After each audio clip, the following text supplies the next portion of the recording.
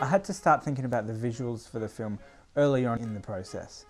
Pretty much as soon as I had the concept for the film, even before the script was finished, I approached Mark Blewett, who I've worked with in other films. He's assisted behind the camera and all sorts of different things. And he came on board as the effects supervisor.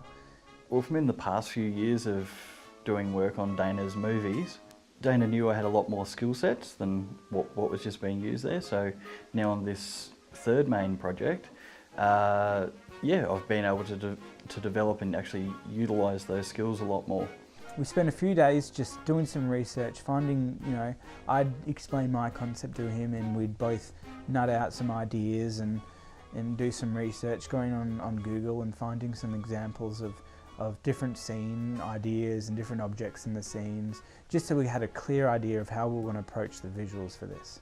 We looked at the whole movie and we did a breakdown of individual scenes. We then thought about those scenes of what was going to be filmed live, what could be a matte painting composite in the background, and then what were the required 3D elements that need to go in there.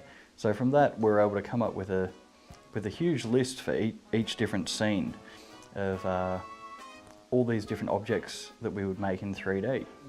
While the script was getting developed and I was working on these songs, I also worked with him on developing rough concepts. We've created these really basic 3D environments, so we had an idea of how we were going to approach the actual detailed shots for the film.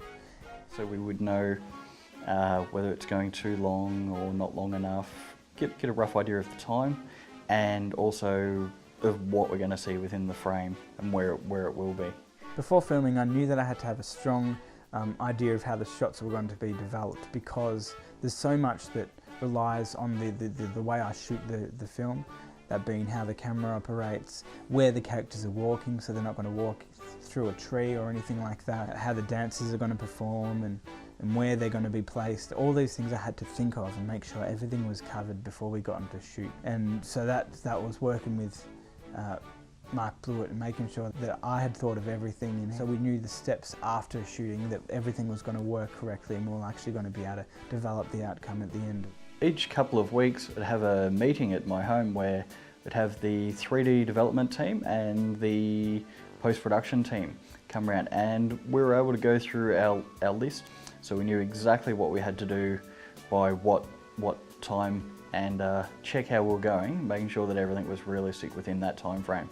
We had to think about all the technical aspects of a film. So where is the camera going to be placed? Is the camera going to be moving? If the camera's moving, how are we going to cater for that in the computer? And there's all these technical things we had to think about.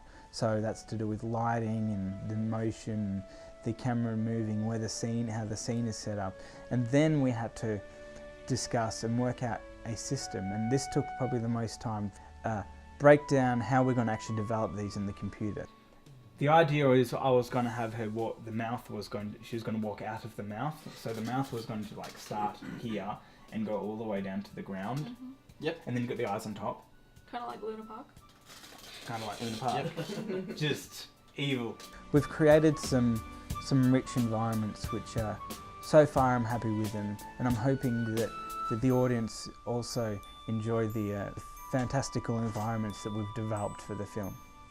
Oh, looking forward to when the whole thing's done, and yeah, I think it'll be great. Like, so many people have put in effort over the course of time for this, and yeah, so much really good talent from so many different areas. It's really good to see the whole thing when it comes together.